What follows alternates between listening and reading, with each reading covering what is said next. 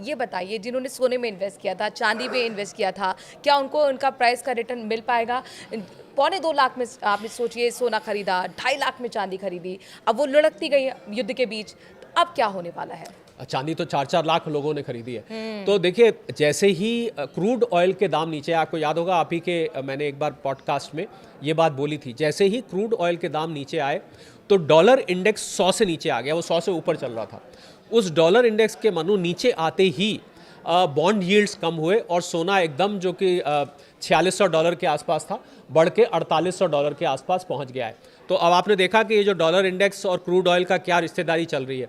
तो मुझे लग रहा है कि अगर यहाँ से क्रूड ऑयल नीचे जाता है तो सोना आपको वापस ऊपर जाता देखेगा। पर ज़रूरी बात सोने चांदी के शौकीन लोगों के लिए कि सोना चांदी वैसे ही आपको 2 साल में ऊपर जाता दिखेगा। ये क्रूड ऑयल से अपनी रिश्तेदारी को कभी ना कभी तोड़ेगा और तोड़ के ऊपर निकलेगा। और युद्ध कब तक चलेगा, कब तक ये सब होगा, अल्टीमेटली डॉलर ने कमज़ोर होना ही होना है मनु, ये मैं यकीनी तौर पे आपको कह रहा हूँ। और सोने चांदी ने ऊपर जाना ही जाना है। समय लग सकता है, इसलिए थोड़ा थोड़ा करके लें और लंबे वक्त के लिए। एक वक्त तो ये था, जैसे हम लोग जिक्र भी कर रहे हैं कि चांदी 4 लाख पहुंच गई थी, सोना 2.25 लाख पर पहुंच गया था, तब कहा जा रहा था कि सेफेस्ट इन्वेस्टमेंट है और स्टॉक मार्केट में भी लोग इन्वेस्ट ना करके इसमें इन्वेस्ट कर रहे हैं।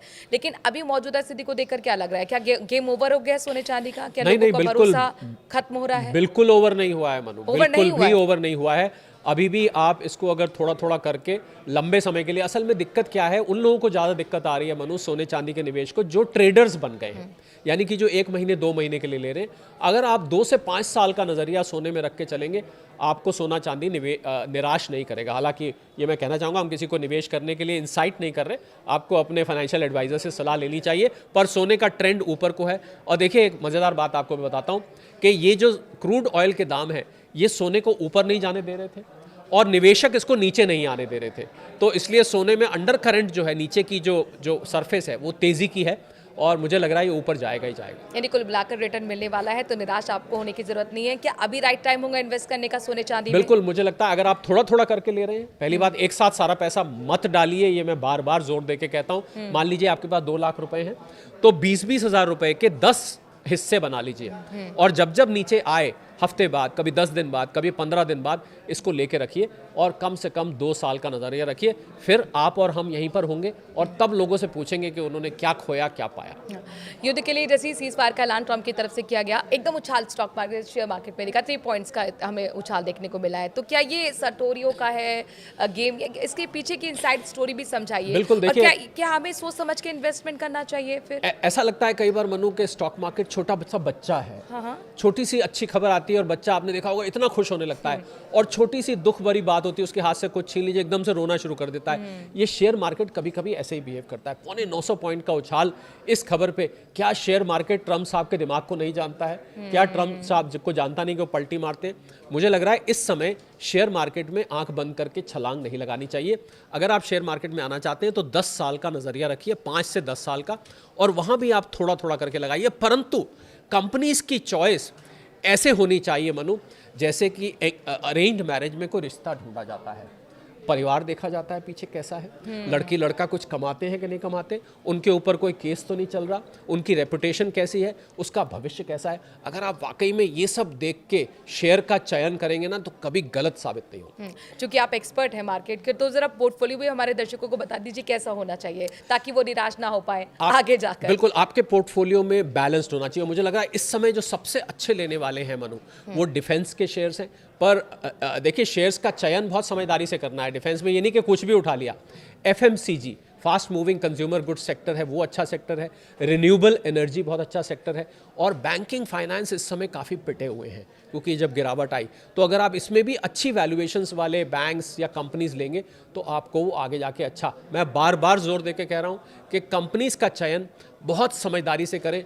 ऐसा कई दफ़े होता है मनु के चढ़ते हुए सेक्टर में कोई कंपनी ले लेते हैं, पर वो कंपनी नहीं चढ़ती, सेक्टर चढ़ जाता है, पर वो कंपनी का शेयर वहीं का वहीं फंसा रहता। तब आदमी सोचता है यार क्या हुआ, सारा सेक्टर चढ़ रहा है, मैंने ही जो लिया था वो नहीं किया, क्योंकि कंपनी का चयन आपका ठीक नहीं था। इसलिए कंपनी का चयन किसी एक्सपर्ट से पूछ के, अगर आपको नहीं आता है तो वहाँ से करिए।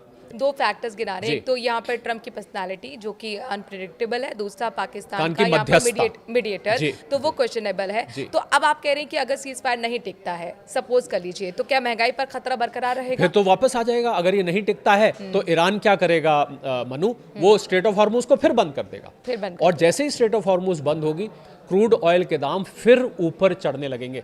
तो इसलिए मुझे लगता है कि लोगों को राहत मिलने की खबर अच्छी है, पर मैं निजी तौर पर अभी पार्टी वार्टी में जाने से कतराऊंगा। मैं पार्टी नहीं करूंगा क्योंकि ट्रम्प साहब की ये पर्सनैलिटी को देखते हुए वो रात को सोते हैं तो उनका ट्रुथ सोशल कुछ और होता है, सुबह उठते हैं कुछ और होता है। तो मुझे लग रहा है कि इसका थोड़ा सा इंतजार करना चाहिए, हमें सब्र करना चाहिए। 2-3 दिन बीतने के बाद ट्रम्प साहब के लिए मनु 2-3 दिन भी बहुत होते हैं। एक ब्रेकिंग अभी आई है कि एक ईरान के कोई पावर सेंटर पर, एनर्जी सेंटर पर हमला भी किया है। तो फिर ये कैसा शांति समझौता अपने आप में बड़ा सवाल है। और जब सीज फायर आया था सुबह, उसके 1 घंटे बाद तक इजराइल में सायरन बजते रहे, कुवैत पर हमला, बहरीन में सायरन बजे। तो देखिए, सीज फायर का टिकना और सीज फायर की बात करना दो अलग अलग चीजें होती हैं। तो पहले बारीकी से नजर बना के रखिए, एक तो ट्रम्प साहब के दिमाग पर, पहली बात। दूसरी बात कि ये जो आपने ब्रेकिंग अभी बात करी है इस पर, क्योंकि अगर ये सीज फायर नहीं टिका तो ईरान को देर नहीं लगेगी स्ट्रेट ऑफ हॉर्मुज को फिर बंद करने में। अभी स्ट्रेट ऑफ हॉर्मुज खोल दिया, अभी खोल दिया है, तो अब जाहिर तौर पर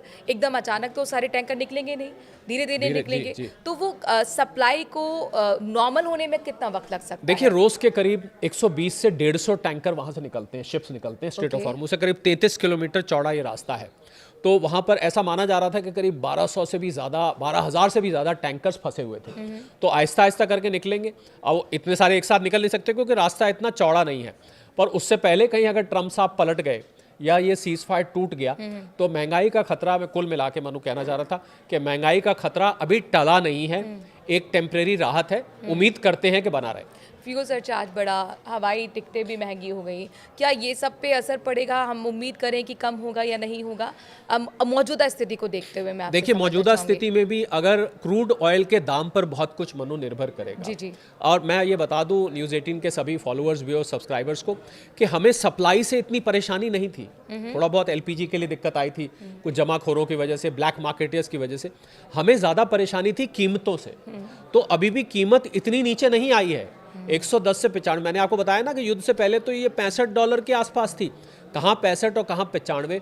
तो मुझे लग रहा है कि क्रूड ऑयल को और कम होना पड़ेगा अगर हमें महंगाई को वाकई कम होते देखना है, वरना आपको महंगाई अभी भी ये ऊपर की तरफ है। और मनु, एक ज़रूरी बात, आज रिजर्व बैंक ऑफ इंडिया की मॉनेटरी पॉलिसी कमेटी की रिपोर्ट आई है, जिससे रिजर्व बैंक ऑफ इंडिया क्या करता है कि महंगाई पर नजर रखता है और अपने अनुमान देता है। उन्होंने अनुमान पहले से ज़्यादा महंगाई के बढ़ा दिए हैं। तो रिजर्व बैंक ऑफ इंडिया को भी लग रहा है कि महंगाई आने वाली है। तो मुझे लग रहा है लोगों को ना थोड़ी सी किफ़ायत, थोड़ी सी कंजूसी शुरू कर देनी चाहिए, क्योंकि अगर महंगाई बढ़ती है तो आपके घर का बजट बिगड़ेगा। तो इसलिए जो ज़रूरी खर्चे हैं वही करिए, आलतू फालतू के खर्चों पे थोड़ा सा मुझे लगता है लगाम लगानी चाहिए। बहुत बहुत शुक्रिया, thank you for valuable suggestion sir.